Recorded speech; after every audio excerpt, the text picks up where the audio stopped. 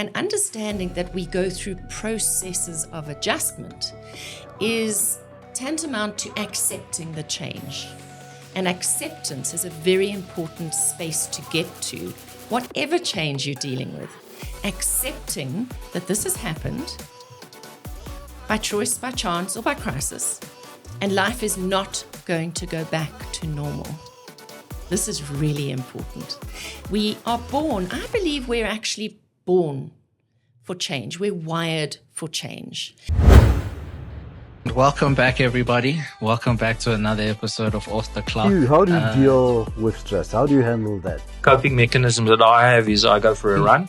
Manage stress by obviously being moments like this. Directly saying I'm going off the clock. Just even a night out. I'm listening to my favorite music. I go into one of the studios at the gym and I dance. Some cocktails and rest and just do nothing. I ground myself spiritually. The right amount of stress is good. Welcome to Off the Clock. I know we've been trying to schedule this for a while. And yeah, thank you for making the time in this rainy Friday afternoon, Black Friday. I'm going to just give you a time and a moment to introduce yourself the way you like. This is, the way we do it here at Off the Clock. It's not about us. It's about the guests that we host every week. So up to you, Nikki. Thanks, Peter. It's lovely to be here. And I guess in summary, I'm a sense maker. I've always been a sense maker. I've always been the person who can take really complicated stuff and repackage it and make it more accessible for people. And I'm often referred to as the disruption queen or the talent whisperer. I tend to be able to see what other people can't see and hear what other people can't hear and think what other people don't think. So I have the ability to mix it up and to spot the patterns that are holding people back or businesses back. Wow. So I have a fun career. I must say I have really enjoyed I've had 3 careers actually. Most people don't realize I've had 3 careers, which I think sometimes makes you more interesting than someone who's had a single career.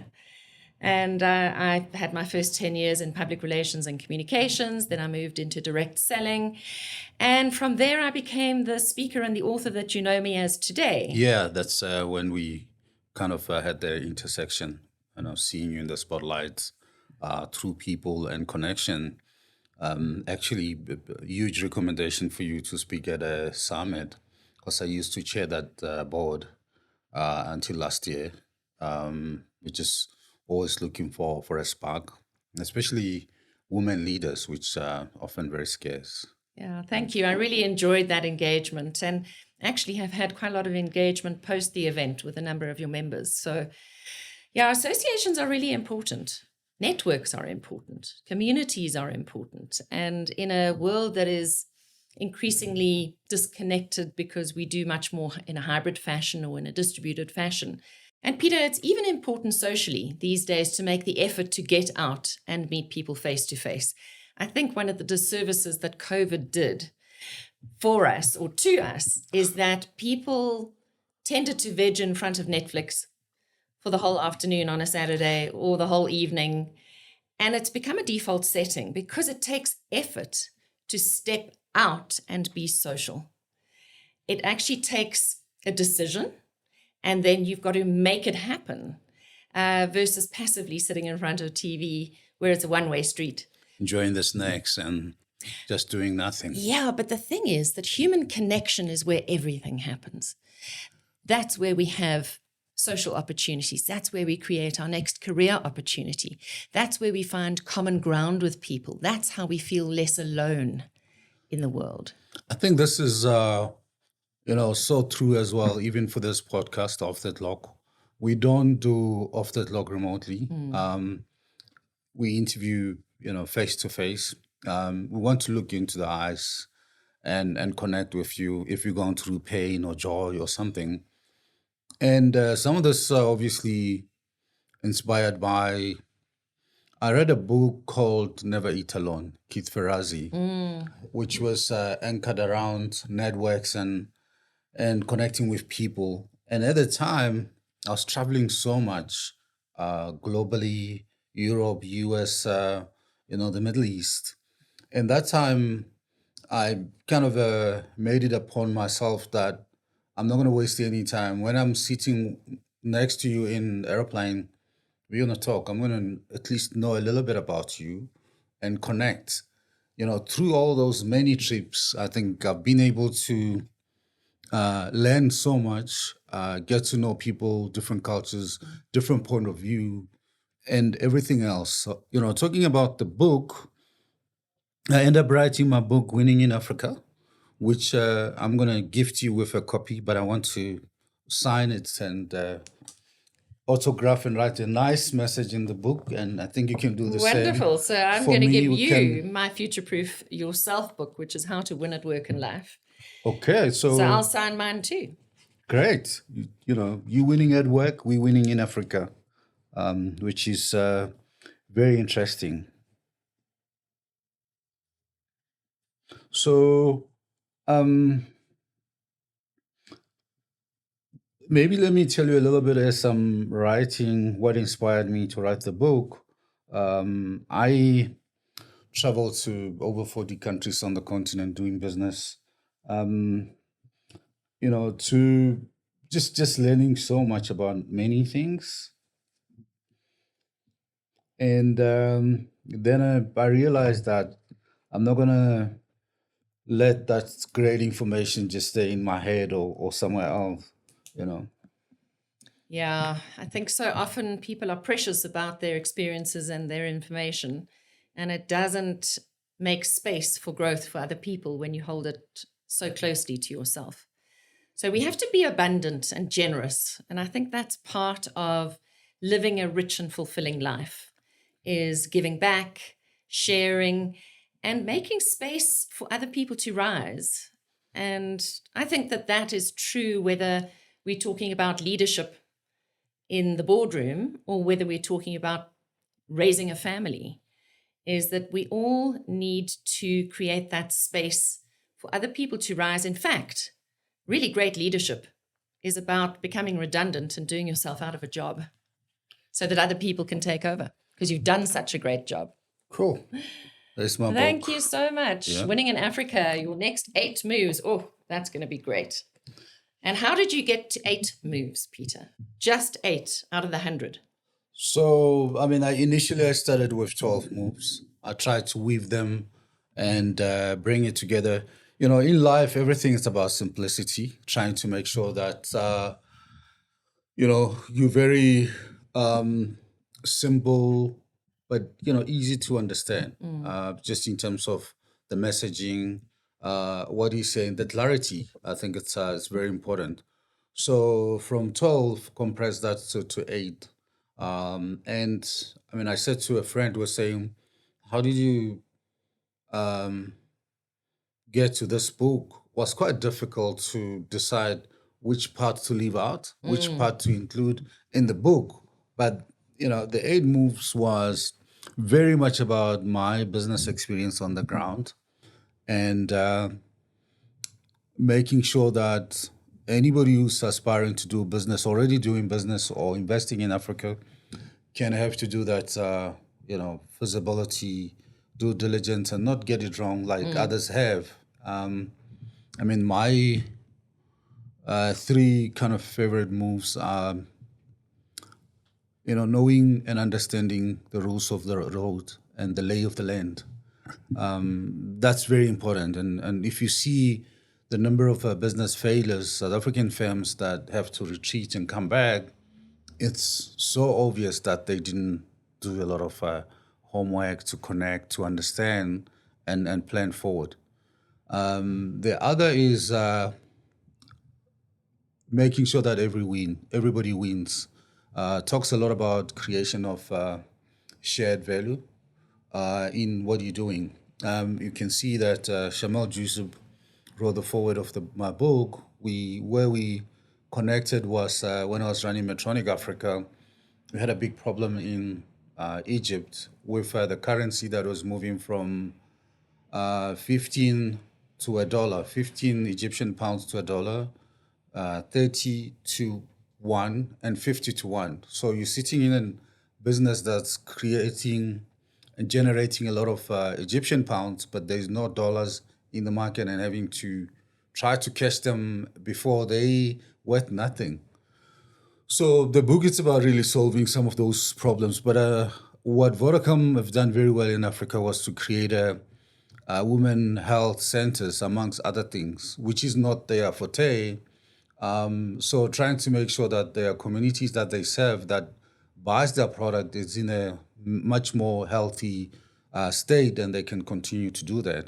So creating sustainable markets, really. Exactly. Who are healthy. So creation of shared value is very important. And I think when I was at BD, we did a lot of that in solving some of the problem, like immunization, penetration and problem by working with R&D to come up with devices that a layman can do to inject a vaccine in a mother, in a baby, whoever needs it. And also my other last favorite move is about partnerships. You can't do it alone. And if we're gonna work with government, you need to connect to the people. You need to be trusted. You need to deepen your connection in the communities where you are. And those partnerships will just give you a better market penetration. Not just that, but the understanding. So the book is, lends itself for a business school masterclass on how to win in Africa. And apart from a bit of my biography, I put a lot of case studies of businesses that got it wrong in Africa. Heineken, Nestle was a star in Africa in collaborations and partnerships and all that. So it's quite deep in terms of those areas. I think you raised such an interesting point around research and knowing your customer. And so many businesses, and I work with very big, listed organizations in South Africa. And sometimes I'm working with divisions that are doing digital disruption within the organization. And they actually don't know who they are developing for and designing for. And it takes a neutral person like myself to walk into the room and ask some critical questions for them to hone down, no, we're not actually designing for 53 million South Africans. We're actually designing for 3,500 relationship bankers who are going to use the system. Now, think of the different mindset now that we've gone from there to here. And then I'd say something like, and how many of you senior leaders have ever sat with a relationship banker? Out of 40 of them, 4. Wow. So when I am faced with that kind of situation, I go, you're spending billions, but you haven't worked out who's going to use your system. And that's why it's very important actually sometimes to have a neutral voice in the room who can be the contrarian, who can really whittle it down to brass tacks and simplify. Because what I find very often in corporates is there's lots of verbiage, there's lots of words describing your KPIs, your job description. But what's the impact of what you're doing? Yeah, we see through all that at a kind of a coal face where a company will present as finance department, operations, marketing, sales. The customer is not interested into that. They just want their product at the quality that you promised. Tell me how much value you're going to add to my life. And that's the case for the customer, the end user, but it is equally the case inside an organization. If you're needing to position yourself to sponsors, mentors, etc., to get your project funded within the organization, if you can't actually land the value it's adding to the business or the value it's adding to people's lives, I say in English, not in business speak, because everyone tries to use complex words to make it sound so sophisticated. And in so doing, we seem to lose the plot. Yeah, clarity is lost. Clarity is lost, absolutely. So, that's That's something I think we all need to be aware of without dumbing down too much. But we have to get clarity, commercial clarity, and strategic intent and get to the point. But it's the same in our personal lives as well. Yeah, it is. It is. Yeah, let's get back to Nikki Bush, the person. On this show, we very much zoom into the person a lot. I mean, you look like a very, happy, smiley. How much of sleep do you do? The big sleep debate. Yeah. Well, let's talk about different stages of life. So when I had my children, I would say for probably about a good 18 years, I operated on about 5 hours of sleep a night, max 6, because I'm an entrepreneur, I'm a business owner. And I decided, and this was a very strategic decision in my life. Made a decision. I wanted to be flexible in terms of my working hours so that I could be there for all the firsts of my children. I wanted to be there to watch their school concerts and to be at the side of the cricket pitch to watch 3 hours of cricket that was like watching paint dry, because your child is only up to bat, once. Yeah. So it's actually been, somebody asked me recently, what sacrifices have you made in your life and were they worth it? And that was one very strategic decision I made for myself and for my family, that I wanted to be a very active, present mum. So I chose to run my own business, to step out of corporate. And I have to say, there is no easy way to get to work-life balance. In fact, I've taught for 30 years, there is no such thing. Let's kill super mum and super dad because they don't exist. And we need to go for workable, not for perfect. And I think when you start your own business, you think it's going to be this ideal world where you work these hours and you parent these hours. Well, it doesn't work that way. And you're always compromising. It's like a seesaw. You give a little, you take a little. There's, seesaw is very rarely in perfect balance. A split second every now and again. Just like maybe once in 30 days, you might get through your to-do list, the entire list, and think you are just the bee's knees. But most days in a month, you're not going to make it through your to-do list because we're human. Our children are human. And it knocks things off balance quite regularly. Yeah. Okay. So I am a great proponent of work-life integration. And what work-life integration looks like for you and for me will be entirely different because the makeup of your life and your priorities are very different to mine. So comparing ourselves to other people doesn't really work. So is it workable for you is the question. Is it workable for you? But you still sleep, right? Yes, but you still have to sleep, of course. So for many years, I operated on 5 to 6 hours a night because I would work in the morning and then in the afternoon I'd be with my kids. And then I would work again in the evening to be ready for the next day. And as my children grew older, actually, in high school, I would be prepping for the next day while they were doing homework. So it worked quite well because we could all see each other's doors. We could we kind of kept each other company, which was quite nice. But I would say in the last probably 8 to 10 years, I'm getting 7 to 8 hours of sleep a night. Oh, that's good. You're doing well. I've always been a night owl. So even as a child growing up in high school, I was going to bed at about 10, 11 o'clock at night. So I have been a night owl, and I sometimes find I'm more creative towards the end of the day. When it's quiet. So you've got to know your own rhythms. And for me, if I'm looking for the creative, deep, meaningful, understanding moment, when I'm writing books, when I'm writing articles, it's usually between 4 in the afternoon and 7 at night. That's my sweet spot. Okay. Tell me about, you spoke a little bit about your children. You referred to them. How many do you have? And how do you spend time with them? All at once, individually bombing them with mother love? Yeah, so look, my kids are big now. So they're 26 and 30. They're still your kids. They're still my kids. And I have to say that some of the best times were in the car with my kids. Taking them to school and driving them around. That time passed fast. It does, but they're a captive audience when they're in the car. It's like when they're in the bath. They're a captive audience. Oh, that's where you catch them. And this is where you catch them, and this is where you create fond memories with children. And it's been part of my teaching for a long time that we have to be effective parents on the run. Because today, most people don't spend 8 hours a day with their children. They've probably got maximum during term time 2 to 3 hours a day of waking time, of awake time with their children. So you've got to pack a lot into 2 to 3 hours a day.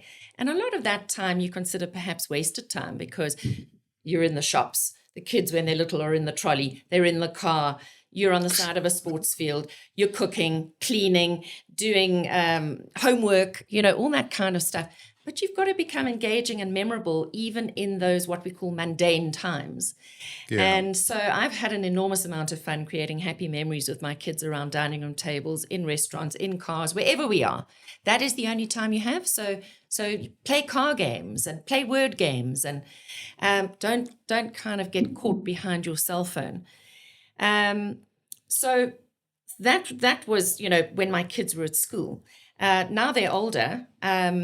In fact, even when they were at school, meal times around the dining room table, dinner time was our sacred family time. Prime time. Prime time. Cooking together, eating together, clearing the table, and washing the dishes together. That really was and still remains our most precious way of connecting with each other. And interestingly, after my husband was traumatically murdered in our home. Sorry about that. Yeah, that was end of 2017. We had a home invasion here in Johannesburg, and my husband took a single shot to the heart. He was murdered. So sorry. And 6 minutes that changed everything. From the time the intruders entered our home to the time they left. We've just had the 8th anniversary of my husband's death this past week. Oh. But, when that happens, you realize that it's the little things that count. Because what we've missed the most in the past 8 years are dinners together as a family. Not that my children and I don't have dinners together, but of course, one of my children is out of the home now. And so it's not a daily occurrence to have the three of us together for a dinner. But the thing we missed the most was dinner together, washing the dishes together, and the family running around flicking each other with dish towels in between, packing the dishwasher and drying the dishes, and the banter that goes on around the dining room table. That, what did you do today? Or did you see the Sharks score? Or the Bucks, how did you think they played? Or, whatever it was. It's that everyday banter that you miss. It's not the big things. It's the little things. It's traveling on holiday together and your family rituals that you have. And my husband always had, on the first stop down to our Christmas holiday, a cream soda. Whether it was breakfast or lunch or dinner, it would be a cream soda. And my kids have continued those traditions. So tell me about a moment when you kind of dealing with stress, be at personal level or work situation, and how you resolve that. So I think, just like the seesaw, we go in and out of stress all day. You rarely have a day where there's no stress. And I honestly do believe that we need enough pressure and tension in our system in order to be able to perform. Yeah. I'm not saying you have to be in distress, but you have to have enough pressure and tension. And when you've got too little, it's almost as bad as having too much, because you actually have then what I call popped elastic band syndrome. So how do I deal with stress? Well, I'm a very good list maker. Go. So I tend to write things down. To get it out of my head, I write it down. Because often what happens is with our stress, it goes around and around and around in our heads, and it creates so much pressure and anxiety that it can derail us. I find that if I can write it down, whether it's journaling, or I'm quite fond of doing a what's holding me to ransom exercise. Where am I stuck? I have talks about this too, and all my talks come out of my personal experience. So if you're stuck, get it out of here. Fold a piece of paper in half, write down on the left-hand side of the page, and this is what I do. Every area where you feel stuck, frozen, paralyzed, stressed, overly stressed, and then on the right-hand side of the page, I write down what I can do about it. In other words, I take responsibility for solving it versus saying, it's so-and-so's fault. Because, every time we point a finger out, whether it's at the economy, the country, my husband's death, I had every reason to blame my country, our politicians, etc. But you know what? I could have stayed frozen in that state of blame, or those three fingers are pointing back at you, which means you have 3 times the power to change Change the things situation. as you have if you point the finger out and say, I'm a victim. It wasn't my fault. Poor me. So if you take responsibility for yourself, that's self-leadership. We need more self-leadership in the world. Is this a lot about this new book of yours? Yes, so Future Proof Yourself really is a book about dancing with any kind of change or disruption that may come in your life. And we actually go through a lot more change and disruption on a daily basis than we think, Peter. I think often we think midlife crisis, maybe quarter life crisis, which is a real thing, by the way, for 25 to 30-year-olds. They have a quarter life crisis these days. But if you think about life, every time you evolve, so you come out of school, you're a graduate, you go into the workplace, what happens then? Oh, you buy a car. That changes the way things happen in your life, for good or for bad. Change happens by chance. You fall in love, you see someone across a crowded room, you fall in love, you choose to get married, then you choose to have children for all the right reasons, and yet it disrupts everything and changes everything. So reframing where you find yourself is a skill set, and it's one that I'm pretty good at, and it's one that I teach as well. If we can reframe where we find ourselves in our lives personally or professionally, we can rescript and reauthor our lives, even if you're going through the worst time of your life. So change happens by choice, even a promotion, even you choose to move town, buy a new house. Okay, these things disrupt us. Then by choice, could be a divorce. For one party, it could be by choice. For another party, it could be Forced. Crisis. Yeah. Okay. Maybe there's a dread disease diagnosis. Maybe there's a death, an accident. Change happens in so many ways. In a corporate scenario, we're looking at a Section 189, say at Anglo, or Heineken Distell merger or acquisition. So I get called in to do the talks, the reframing disruption talks, because I understand, having walked through trauma, loss, and grief myself, how it impacts the human condition. And it's all about the adjustment, right, to the new Exactly. situation. And that word that you've just used, adjustment, is very important, because what happens to you can be seen as an event. Say you have your first baby, or you get married, or there's an accident. In that moment, it is an event, but it's what happens afterwards in the process of adjustment that means it's a process. And understanding that we go through processes of adjustment is tantamount to accepting the change. And acceptance is a very important space to get to, whatever change you're dealing with. Accepting that this has happened by choice, by chance, or by crisis. And life is not going to go back to normal. This is really important. We are born, I believe we're actually born for change. We're wired for change. But I'm sure you've seen in your coaching sessions, interactions with people, how certain people embrace change better, adjust quickly, move on, and while others struggle and get stuck there, and they need a lot of help. Exactly. So I do believe some people are naturally born glass half full people. I'm a glass half full person, and you get others who naturally a glass half empty person. I think it doesn't actually matter which you are. One of the secrets to surviving change, and one of the only reasons I could get back up again after my major trauma, after my husband's murder, was because I asked for help and I accepted support. So often there are so many people willing to support someone who's going through change, but the person themselves doesn't participate in their own rescue. So if someone throws out a life raft, You Don't must take grab it. it. And my children, interestingly, have picked this up about me. They said after Dad's death, there was so much support for all three of us. And they said, Mum, you opened your arms wide and you said, bring it on. I'm open to all the support. And they said, we shut it down. And if you shut it down, it goes away. Yeah, no, it's very true. In a way, I think we're similar. When I encounter a challenge, a problem, a change, I very quickly start looking at solutions, new way of doing things and moving forward.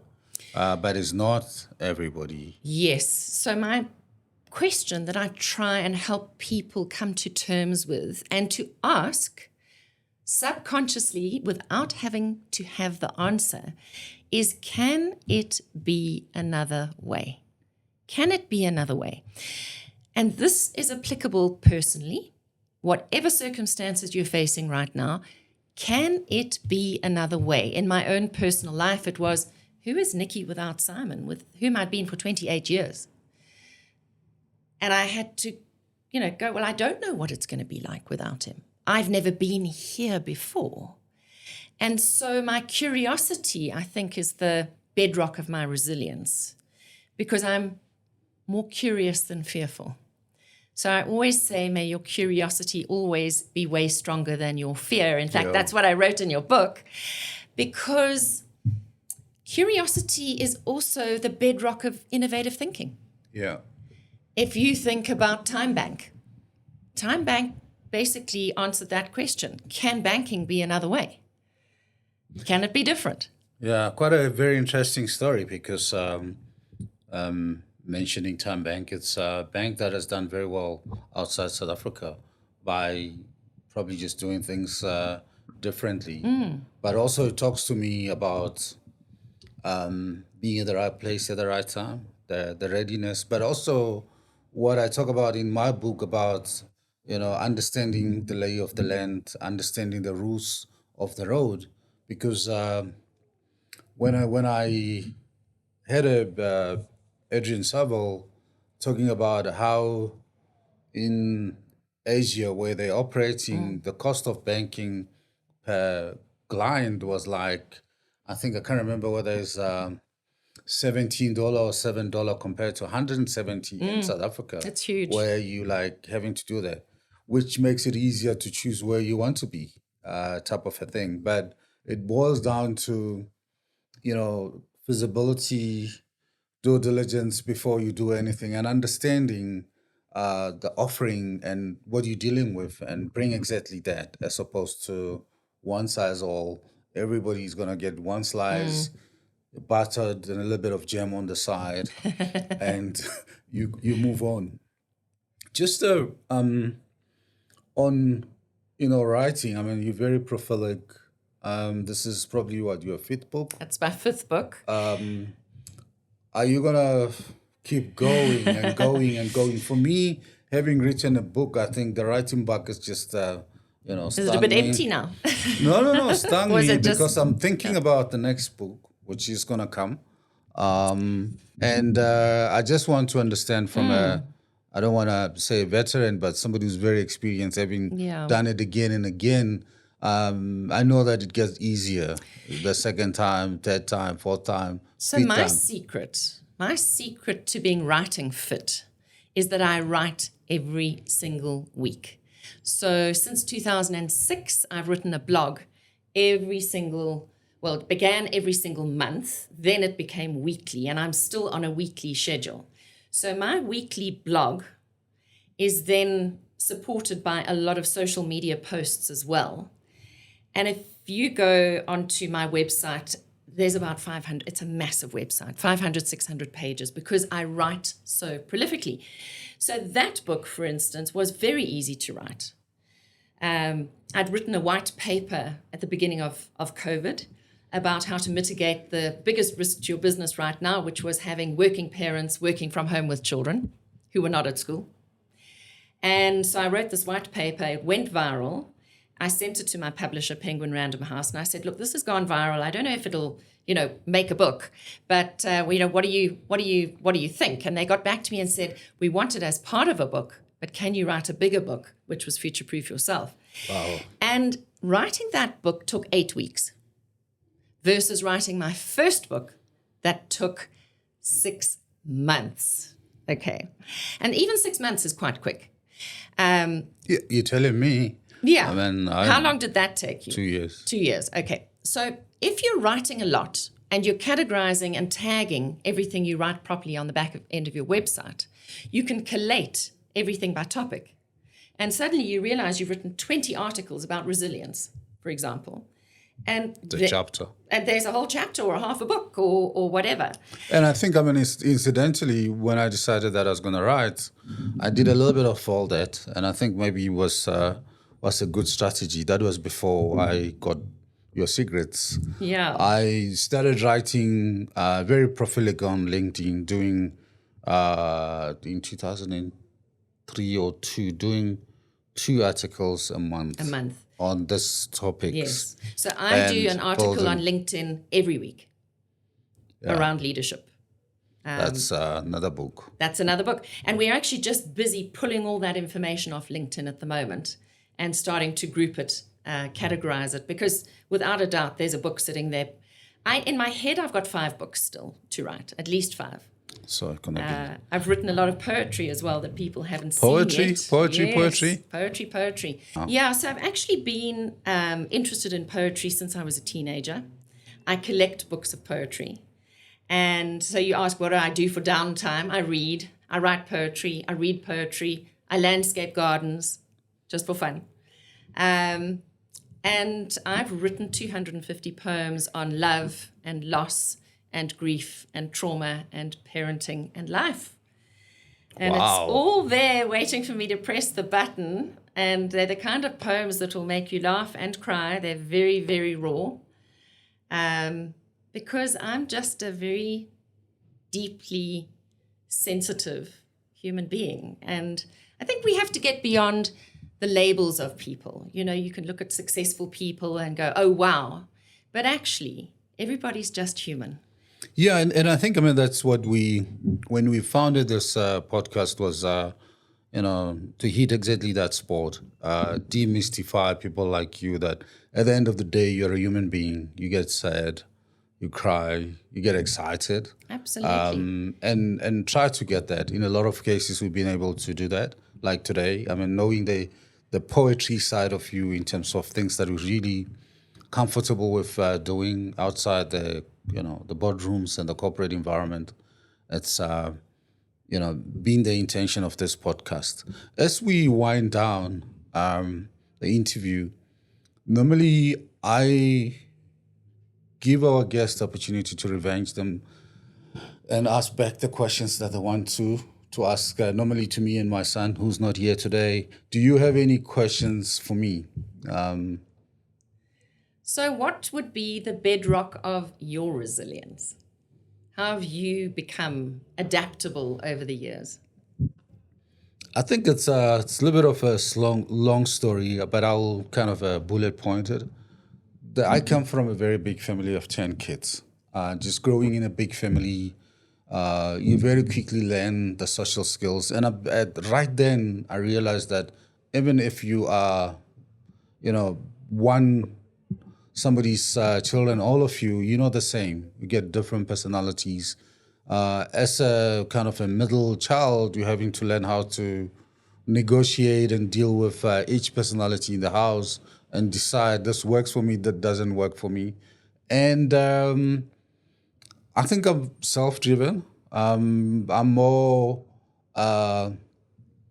inquisitive, more problem-solving driven as well, looking at finding solutions. I don't get stuck in, like what you said earlier, problem, car accident. I immediately move into car accident happened. I can't do anything. I can't unscramble it.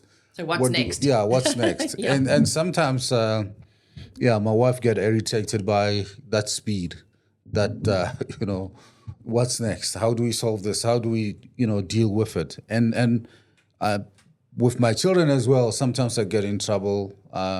not so much about what I do, maybe the language, it's more business-like, more like, Yeah, I think one of the traps we fall into when we're solutions orientated with our kids is that we can see the 10 solutions in front of us, but we have to let them find their own way. Exactly. And that's part of creating space for them to succeed on their own terms. And I think one of the things I would want to leave our viewers with is what do you want for your children? What do you want for your employees? What's your biggest wish for them? Because they're actually the same between parenting and leadership. It's the same thing. It's all leadership. And when I ask this question, the first hand that goes up says, I want them to be happy. And the next hand that goes up says, I want them to be successful. And it doesn't matter whether we're talking about your kids or whether we're talking about your team members. Can you make anybody else happy? And can you make anyone else successful? And the answer is no. Incidentally, I mean, I told you earlier that my children interviewed me, and I think my daughter asked me that question when I was talking about saying every parent has got a strategy to raise their kids, meaning vision to see, them going this direction or going the best. And she asked me the question and saying, I mean, there's no precise way. I just wanted you guys to be the best that you can be, help you to unlock your power. What do you end up with? It's your choice. Yep. If you want to, and my daughter could relate because, the old question of say, what do you want to be when you grow up? She will, until I think grade 8, she was changing every year what she wanted to be. But until then she was kind of, stuck with that.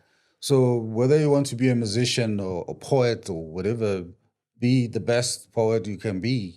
That's what we can do to help you. If you want to change it, it's your choice. All we can do is create that rich, fertile environment for them. The support, and rich experiences and really see them. And I think that there are 3 drivers or 3 key questions that we all ask as human beings every day of people who are important to us. And likewise, if we're important to other people, whether as a father, whether as a husband, whether as a boss, these are the 3 questions that other people are asking of us non-verbally, and they drive all human behavior. And the first one is, do you see me? Yeah. Not just that I pitched or woke up today, but do you see all of me and all of my potential? Do you hear me? Not just the words I'm speaking, but those words I cannot say or the spaces between my words. And then, am I important to you? Where do I fall on your list of priorities? And when people get yes, yes, yes answers to those questions they don't even know that they're asking subconsciously, they tend to hang around. They stay. They're around, loyal. Yeah. Your family sticks together. When they start repetitively getting no answers, they either resort to negative attention-seeking behavior or they leave.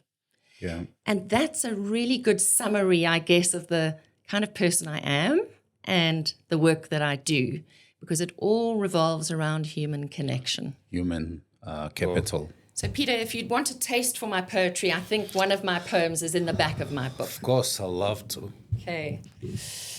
So this was in the conclusion of this book, and it's about being broken open and the duality of life. You have been broken open. You are not broken. Life has come to teach your soul to sing its song. Life has not come to punish you and break you.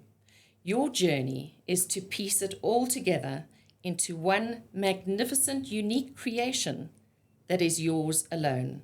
A simple and complicated expression of you. Thank you. Very powerful, Nikki. Thank you very much for gracing the show. Really appreciate you making the time in this rainy afternoon. Thanks. Thank you, Peter. Thank you so much for having me. Wow. Just so different.